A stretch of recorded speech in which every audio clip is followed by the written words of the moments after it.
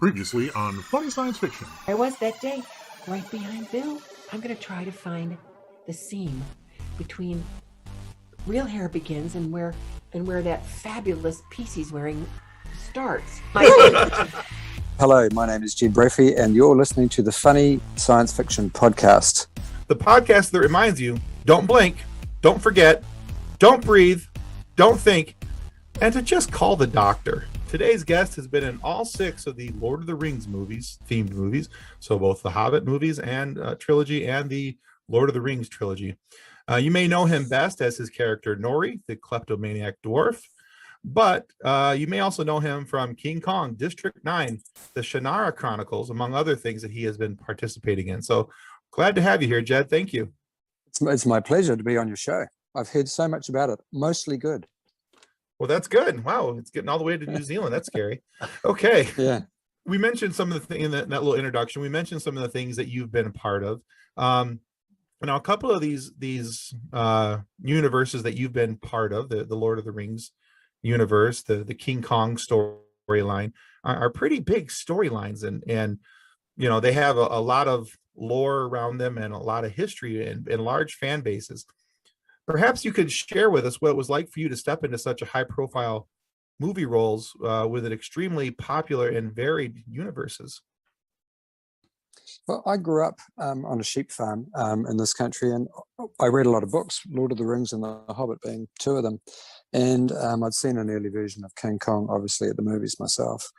I'm just lucky that I grew up in the country that Peter Jackson decided to make films, and that I'd done movies with him early on in his career. So, you know, he already knew me. There's a lot of fortune in our industry in terms of being Johnny on the spot. And I just, you know, I feel very lucky that I was here when he made both those projects and that I'd worked with him previously. But yeah, it was, I know that for all of us working on Lord of the Rings, it was a bit daunting, knowing how big the fan base was and how vociferous they were in terms of their opinions and their readership, and wanting to get it right. And we're pretty pleased with the outcome. I was, so.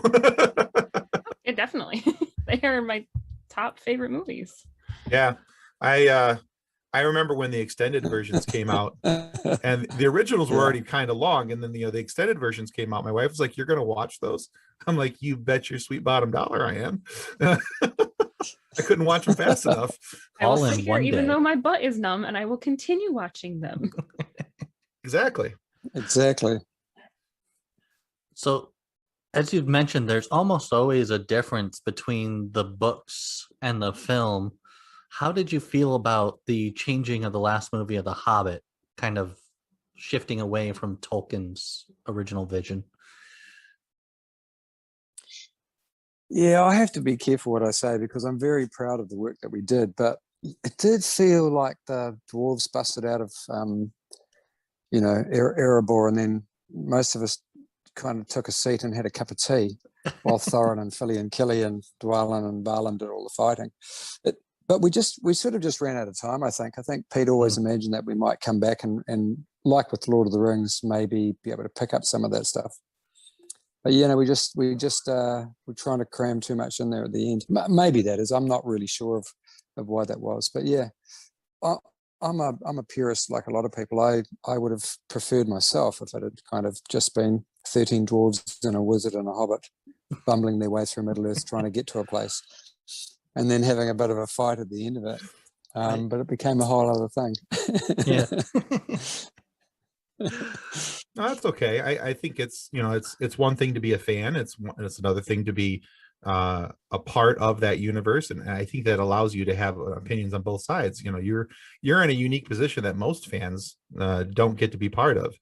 You get to have an opinion as a working actor who was part of it, and then you get to have an opinion as a fan expressing their fans' viewpoint. So I think that's a really cool place to be. Yeah, it's all very well to have an opinion, but it's just my opinion. Sure. You know, I've loved everything that's in the books, and for me, one of the things about the original 3 films, Lord of the Rings, was no scarring of the Shire. I found that very difficult to get my head around not having. But you just can't. You know, as they say, if Peter has his own version, it will be 85.5 days long. you can't have everything. Right? Yeah.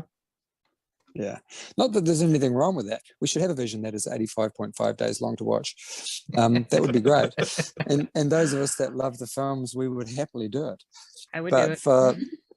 But for studios, they can't envisage the fan base really wanting that, I guess. Yeah. Well, I have to remember too, each of those books were so big, and trying to get all those conversations and all the parts that were crucial to the storylines into the movies. And like you said, there was a lot to cram in there. And so I think he did a wonderful job with what he was trying to accomplish and what he was trying to add and deliver to the fan base. So I think that's amazing. And from some extent, Tolkien overwrote everything. I mean, he put excruciating amounts of details into things, and you can't add all of that detail.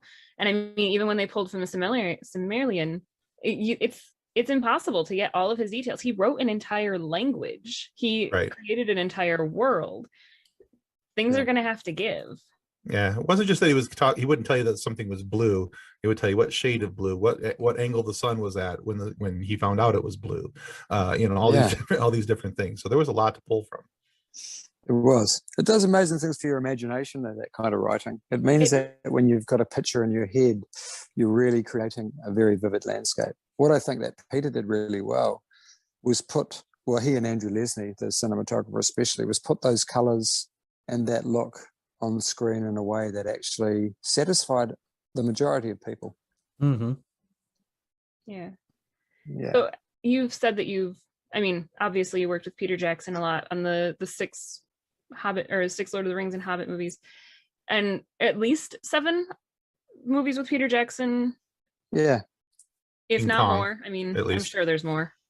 Yeah. But Peter, like you've talked about, is known for his vision and expressing that visually in films. So what is it like to work with him on set? And do you have a favorite memory of him that you could share with us? Yeah, I have a few favorite memories, really. I think the first film I did for him was a zombie movie called Brain Dead, and just watching his inventiveness, coming up with ways of shooting stuff practically, because there wasn't any computer generated effects in New Zealand at that time. And if they were, they certainly went up to the standard where you want to have it on screen in a big film. So watching his inventiveness and his creativity and his organic nature of directing, where he sees something and then is able to tweak it to ramp it up to something that actually starts to really hum. That hadn't really changed between doing that film back in 1991, 92 and working on Lord of the Rings in 2000, 2001, 1999 onwards. He'd still retained that same enthusiasm for making pictures, his same energy and his same inventiveness. So yeah, every day at work with Peter is fantastic. I'd work for him for nothing, but don't tell him that. We will ask this not to be shared with Peter Jackson. Anybody listening, please do not share this with Peter Jackson. Jed needs another paycheck. We need to make sure that happens. Yeah, I mean, he's a genius, and his true genius is surrounding himself with other people who are equally adept at creating amazing visions for people, and are passionate about stories and making them as visually entertaining, but also having that kind of dramatic substance as well. So he surrounds himself with good people. Yeah, I think one of the great things about anybody who's can be seen as a storyteller is their world building. Mm-hmm. And I view Peter Jackson as a storyteller. He's somebody when he lays out, even if it's clearly somebody else's story, like The Hobbit and Lord of the Rings, or you go to a story like King Kong, where that story originated with somebody else, but now he's taken it and he has built this beautiful imaginative world around it where you see everything going on. It's amazing what he's been able to do, and I find that very fascinating personally. Yeah, he's a fan. I mean, he's always said, and I'm quoting his own quote, that he makes films that he would like to watch, and he was a very passionate film watcher as a young man, and so wanting to make King Kong, I think he made his own version, a short film, aged 11. He's always wanted to make that film. He's been living with that story since he was a young man, and it's the same for me. I grew up seeing Western landscapes and in fantasy landscapes on the farm. That was my kind of, I was riding around on a horse pretending that I was all of those fabulous, famous people from legend. And I think that in this industry and want to do fantasy, you have to have that as your root. You have to have a passion for it to begin with. Absolutely. So yeah. Speaking of having a passion, we have a fan base that follows us and is part of our Facebook group, which just hit 117,000 members. Wow. Yeah, it's really growing. It's taken off just fantastically over the last year. And one of our page followers has a question for you. His name is John Drake. Thanks. Yep. John Drake asked us to ask you. He said, "I've just started reading The Hobbit to my 6-year-old boy. What accent should I give to Nori?" Well, in the movie, I played him. He's from kind of Berkshire, South London. Kind of talks a wee bit like that. Like take Adam Brown's accent and then just kind of make it a bit more London. All right, there you go. John, if you're watching this, hopefully you are, you'll have heard the fact that you need to give him an Adam Brown accent with a little bit of South London. There you go. That's what I mean. Yeah. Because he's a bit more dodgy than Ori. You froze up at he's a bit more dodgy than Ori. That's right. That's all I was saying. Yeah, we're good. We're done there. Yeah. So it is. All right. It's kind of a universal fact that when you're filming a movie and you're on set or on location for days, weeks, long hours, that funny things happen that you don't get to see in the movie. And I mean, I know that there are backstories of things that happened with Viggo Mortensen during Lord of the Rings, whether it was him and Orlando Bloom not being able to keep up speed correctly or when Viggo broke his toe. But what was one of your favorite or your funniest memories of working with the cast and crew of either The Hobbit or of Lord of the Rings? Oh, look, we probably on The Hobbit, I would say we had Martin Freeman, who was like a walking prankster. He kept us entertained, and he wasn't the only one. We were lucky enough to have the fabulous comedian Billy Connolly there, who would regale us with stories at lunchtime. And I do remember one day with Martin, Billy Connolly, and Stephen Fry all sitting around the table telling jokes. We just didn't want to go back to work. We didn't care about The Hobbit anymore. We just wanted to sit around the table hearing those three make us laugh. Oh my goodness. Martin was an exceptionally good table tennis player, and Mark Hadler and I would play him, and various stunties would play him. And Martin always seemed like he wasn't a great player, but actually it turned out that he could have represented his country. He was that good. So he was a bit of a table tennis shark and would lose outrageously. And then just before the take, before they wanted him on set, he would just thrash everyone. In terms of things that happened to me, I had a 7.5-hour makeup as Shaku, and one of the makeup artists, which I've since found out who it was, but I won't name him here. His name is Dan something. He wrote "I love Viggo" on my butt cheeks, and then took a photo and gave Viggo that photo. So legend has it. Because we all loved working with Viggo so much. We would come in and say, "Oh, Viggo's so cool. Viggo's amazing, and we love Viggo." And I think that people got sick of hearing it. So it's the only time I ever went to sleep was that day. Never would I ever do that. Ah, that's funny. Yeah, it was. It was funny. You can only imagine how much time would go into all of the dwarf's hair and makeup, and yeah, because there's a couple that it's like you see them out of makeup and you're like, oh, that's not at all what I thought that person looked like. No. Yeah, it was about 4 hours altogether, probably 3.5. There'd be an hour and a half of the prosthetic, which was a forehead and a nose and the ears and a big kind of head to make our heads look bigger. But then there was probably about an hour and a half of wiggage and beardage, mostly yak hair. I think there's a yak somewhere in Eastern Mongolia who's not that happy that he's in the movie industry. But it worked cold for us. He is a little cold, yeah. They tell me I'm in The Hobbit, but I So speaking of makeup and prosthetics and all that stuff, so clearly Lord of the Rings, The Hobbit, even the Shannara Chronicles, you appear in heavy makeup, full costume, all that kind of stuff, clearly, to be able to play these roles.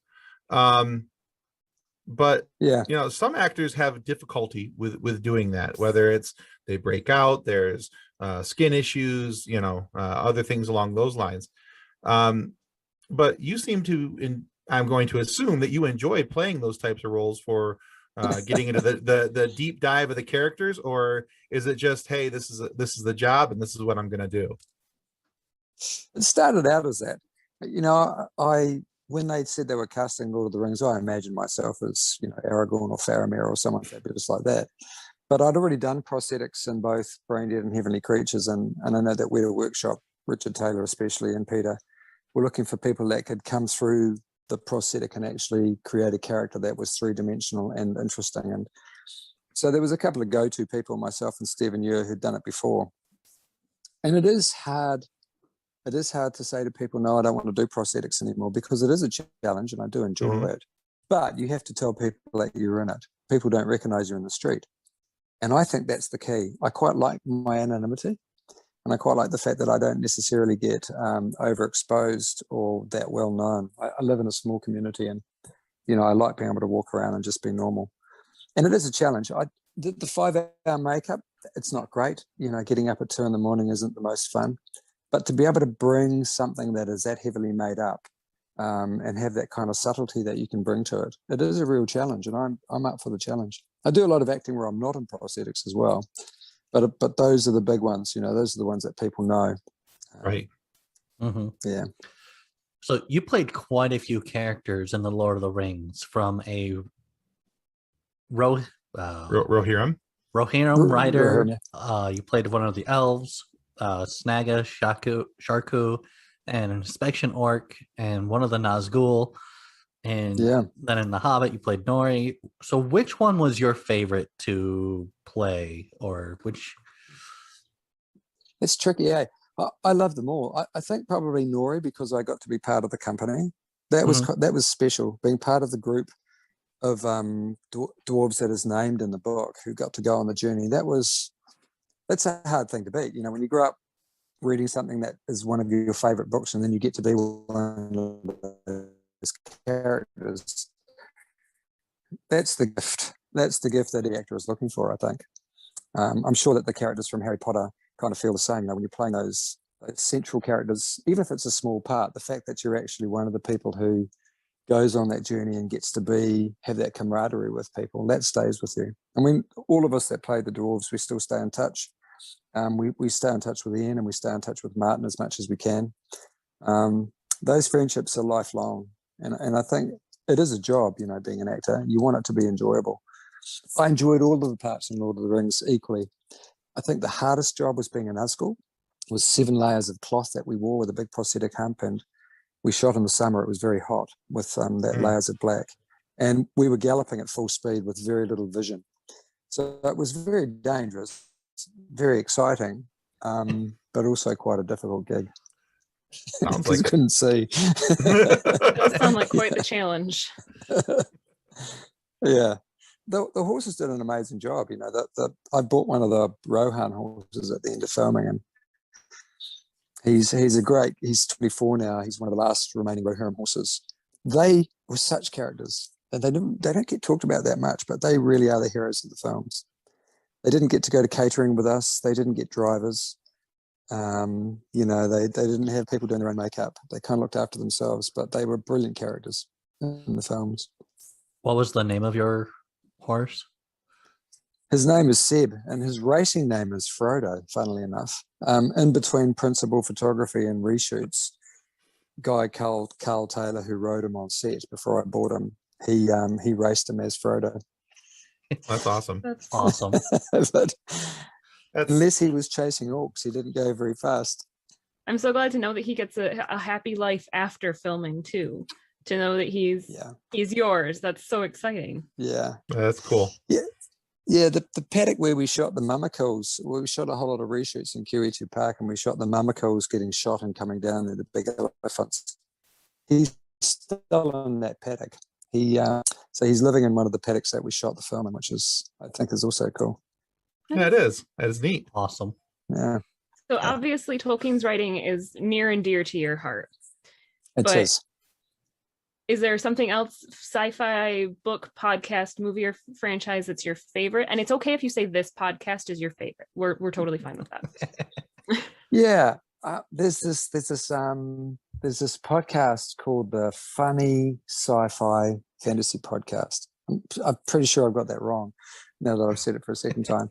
But those guys are really good. It's my favorite podcast. But I think one of my favorite book series is actually by a writer called Raymond D. Feast, who wrote The Magician and the Riftwar saga, and I really, really like his work. I'm not sure if he'll ever allow anyone to make it into a series, but it's like Tolkien. It's a very imaginative world, and he sort of, a lot of those writers pay tribute to Tolkien being the godfather or the grandfather, and that without Tolkien's work, he probably wouldn't have become a fantasy with his work. So there's a lot of fantasy books that I could envisage being made into films, which I'd like to be a part of. If anyone's listening.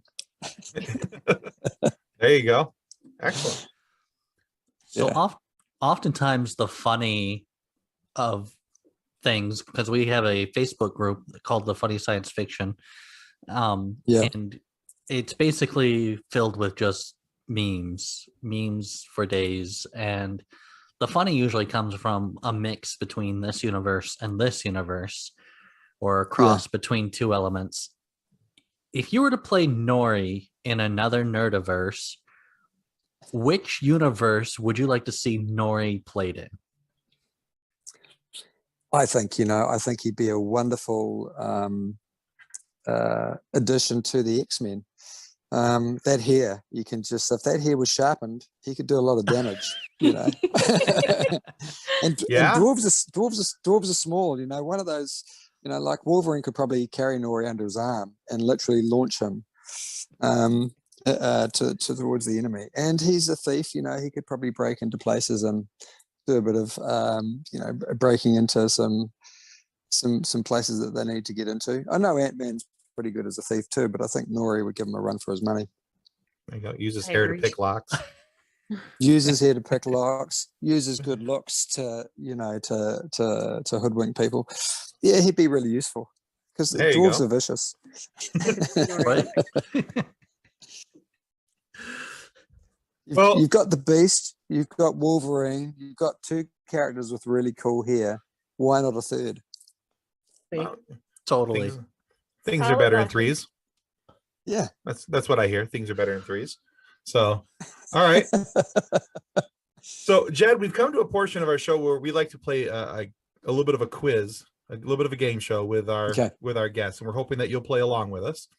So there'll be a total of 5 questions. They're all Lord of the Rings based. I certainly will. Okay. Yeah. If you get 3 questions correct, we'd like to send you one of these I gave to the Red Shirt Widows and Orphans mugs. Okay. Fantastic. If you get 4 questions correct, we'd like to send you this book. If I back it up enough, you actually get to see it. It's called Custodians of the Cosmos, and it's written by Drayton Allen. Yeah.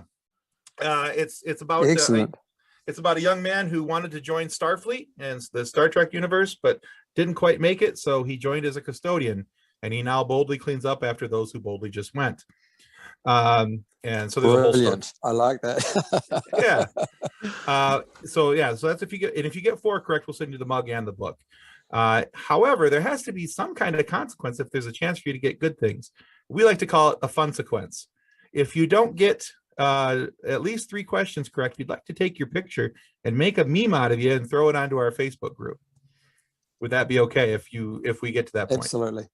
All right. Very well. Absolutely. Yeah. All right. We're going to let Nick and Kathleen quiz you. I just realized I don't know which series this question comes from. Lord of the Rings. Lord of the Rings. Okay. You're welcome. Thanks. That's a good start. Not really, but yeah, we'll go with it. How many hobbits initially set out from the Shire? Was it 2, 3, 4, or 5? 2. Sam and Frodo. Yes.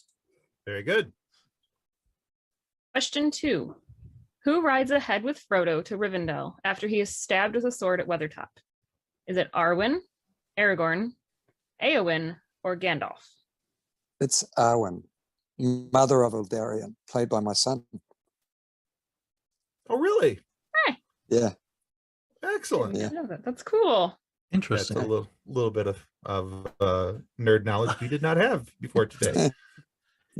There you go.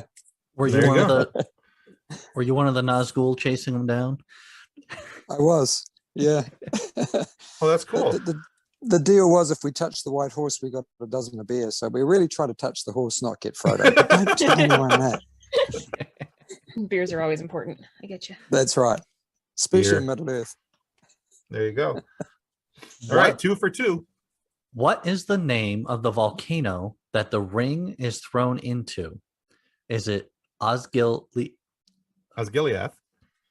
You want to just do this one, Kim? You might just have to do the answers for him. Osgiliath, Cirith Ungol, Minas Tirith, or Barad-dûr? Say the second one again. Cirith Ungol, Minas Tirith, Osgiliath, or Barad-dûr? I'd have to say Barad-dûr, although I think it had a different name, didn't it? It is Barad-dûr. Yeah. So I think I think it's only referenced as Barad-dûr a couple times. It's just because they always just say that they're taking it to Mordor. So That's right. Yeah, there you go. So good on you for getting it. That's 3 for 3. Woo! You get yourself a mug, sir. Yay! Question 4. What race did the Nazgul used to be? Hobbits, Me. dwarves, elves, or men? They used to be men. They were the kings. Some of them the Numenorean kings, in fact.